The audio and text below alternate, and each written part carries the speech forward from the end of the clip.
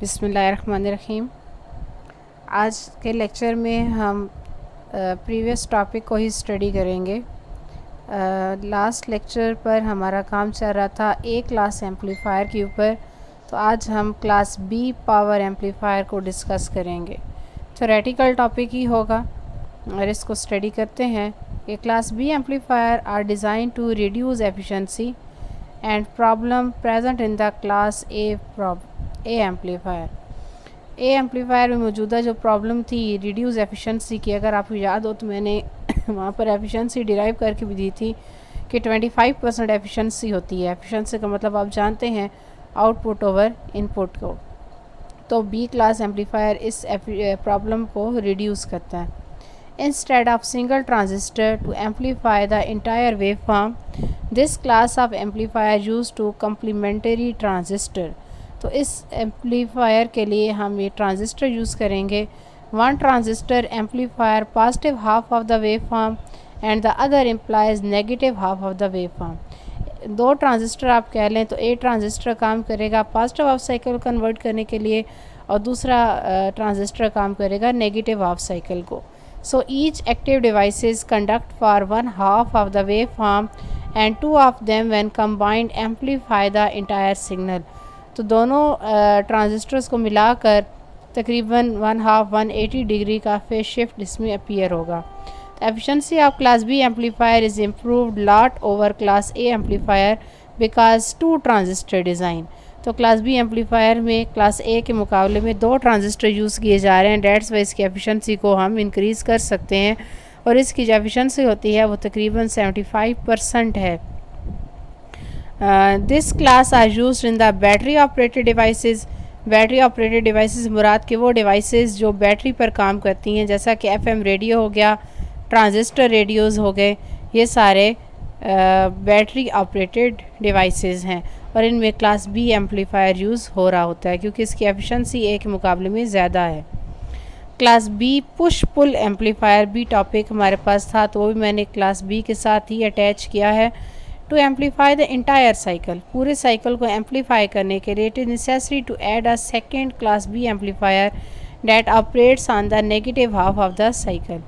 इसके लिए ज़रूरी है कि एक क्लास बी एम्पलीफायर बनाया जाए जो नेगेटिव हाफ साइकिल को ऑपरेट करे।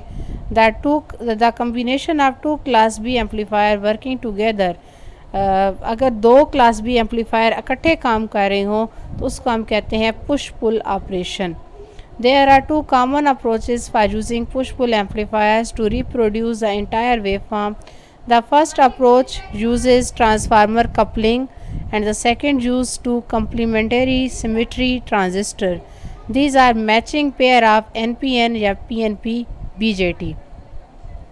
हम इस first approach transformer coupling use की जाती है। ट्रांसफार्मर कपलिंग का आपका टॉपिक रहता है, वो इंशाल्लाह नेक्स्ट लेक्चर में मैं इंक्लूड करूँगी। एंड सेकंड यूज़ जो इसका है वो कम्प्लीमेंट्री सिमेट्री ट्रांजिस्टर। सिमेट्री मतलब ए जैसे ट्रांजिस्टर यूज़ किए जाते हैं, या NPN का पेयर यूज़ किया जाता है या PNP का जो पेयर है वो यूज़ किया जाता है, क्योंकि क्लास बी पुश पुल में दो क्लास बी एम्पलीफायर होंगे तो पुश पुल एम्पलीफायर काम करेगा। डायग्राम में आप देख सकते हैं कि दो ट्रांजिस्टर मैंने लिए हैं NPN, एक का नाम है Q1 और दूसरे का नाम है Q2। इसको हमने ट्रांसफार्मर के साथ जोड़ा। ये ट्रांसफार्मर कहलाता है। ट्रांसफार्मर की दो कॉइल्स होती हैं, एक सेकेंडरी होती है और एक प्राइमरी होती है। इस तरह यहाँ पर भी आपके पास एक और ट्रांसफार्मर लगाया गया, तो इस सर्किट में दो ट्रांसफार्मर हैं और दो ही ट्रांजिस्टर काम कर रहे हैं। आप इसकी इनपुट को देखें तो यहाँ पर इनपुट ट्रांसफार्मर को इनपुट दी जा रही है और उसकी वेव फॉर्म कुछ इस तरह की है और आउटपुट पर वेव फॉर्म जो है वो ली जा रही है। इसमें फेज शिफ्ट हमारे पास नहीं आ रहा है, बस सिग्नल जो है वो थोड़ा सा एम्पलीफाइड होगा। The input transformer has a centre tapped secondary that is connected to the ground. ये देखें यहाँ पर ग्राउंड का सैम्पल मौजूद है कि इनको ग्राउंड किया गया है। Producing phase inversion of one side with respect to the other, the input transformer thus converts the input signal to the two out of phase signal for the transistor. Notice that both transistors are NPN type। Note करें तो दोनों transistor same ही type की हैं जैसा कि पीछे आपको बताया गया था। Because of the single inversion, Q1 will conduct on the positive part of the cycle and Q2 will conduct on the negative part, क्योंकि एक ट्रांजिस्टर पॉजिटिव साइकिल पे कंडक्ट करेगा और दूसरा ट्रांजिस्टर नेगेटिव साइकिल पर कंडक्ट करेगा। The output transformer combines the signal by permitting current in both direction even though one transistor is always cut off. The positive power supply signal is connected to the center tape of the output transformer. ये भी हो सकता है कि एक दफ़ा एक transistor मुकम्मल कट ऑफ पर रहे तो फिर उसको कंडक्ट करवाने के लिए हमें supply signal, power supply signal भी अप्लाई करना पड़ सकता है। अब ऑपरेशन क्या होगा, तो the circuit of class B push pull amplifier shown in the above figure ऊपर दिखाया जा चुका है। उस फिगर में क्लियर है कि दोनों जो ट्रांसफार्मर्स हैं वो सेंटर टेप्ड हैं।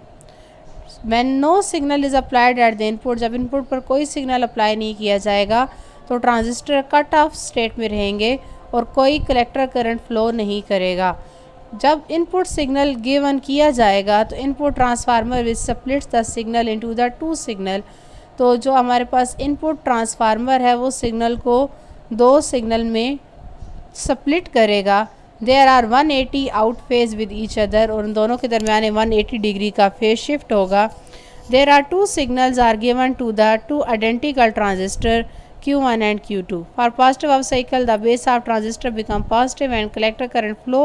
At the same time, the Q1 has negative half cycle which through the transistor Q2 into cut off situation. ये तो हम मल्टी वाइब्रेटर्स में भी पढ़ चुके हैं, बल्कि आप दोबारा मैं रिवाइज भी करवाऊँगी, वो टॉपिक आपको भेजूँगी।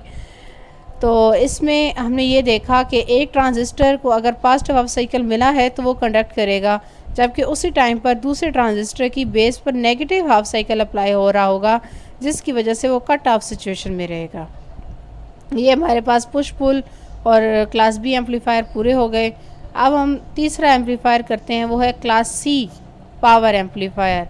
तो class C amplifier are biased so that the conduction occur for which for much less than the class C amplifier are more efficient the class A push pull, class B and class AB। class C amplifier है जो उससे भी higher या उससे भी ज़्यादा अच्छी efficiency का है। the output amplitude is non-linear function of the input, so class C amplifier are not used for linear amplification. They are generally used in the radio frequency applications including circuits such as oscillators that have a constant output amplitude and modulators where a high frequency signal is controlled by the low frequency signal। तो ये हर एक के uses साथ हैं, जैसा कि class B amplifier के भी यूजेस थे, ये क्लास सी एम्पलीफायर के यूजेस हैं। तो इन यूजेस को लाजमी आपने नोट डाउन रखना है, अपने जहन में रखना है, ताकि नेक्स्ट आपका जब प्रैक्टिकल परफॉर्म हो तो उसमें भी आपको ये हेल्प आउट करेंगे और पेपर पॉइंट ऑफ व्यू से शार्ट क्वेश्चन में अलग से यूजेस पूछे जा सकते हैं।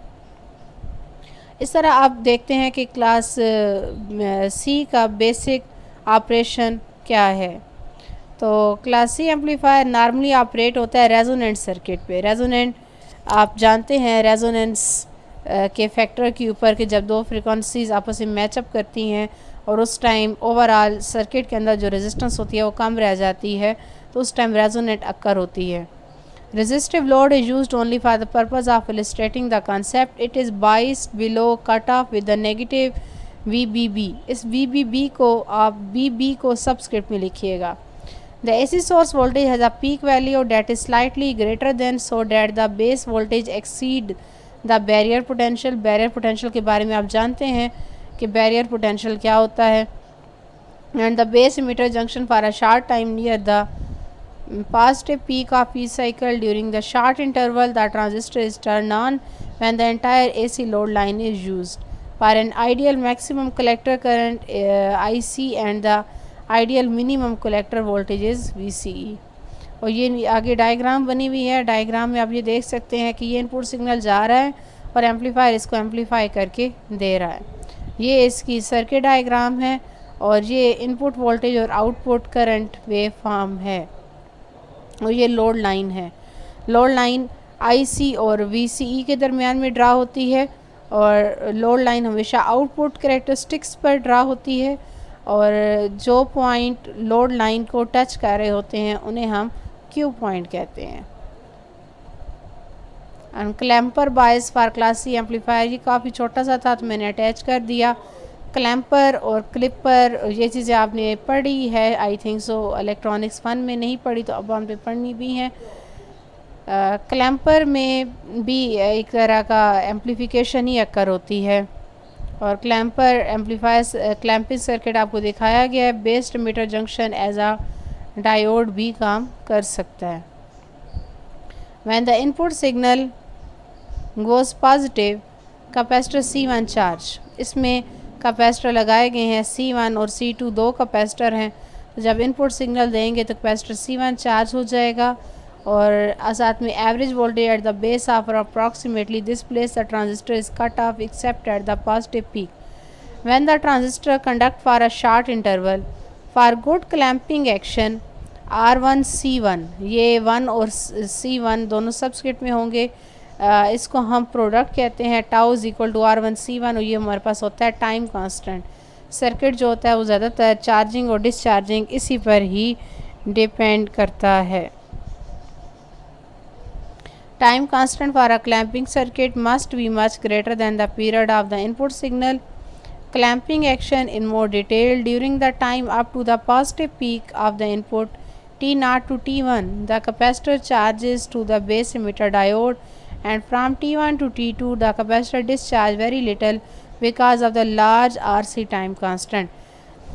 इसमें बताया गया है कि कैपेसिटर चार्ज होगा T0 से T1 की तरफ, और T1 से T2 टाइम के दौरान वो डिस्चार्ज होगा, लेकिन बहुत डिस्चार्जिंग उसकी बहुत कम होगी क्योंकि RC टाइम कांस्टेंट जो है वो उसका लार्ज है।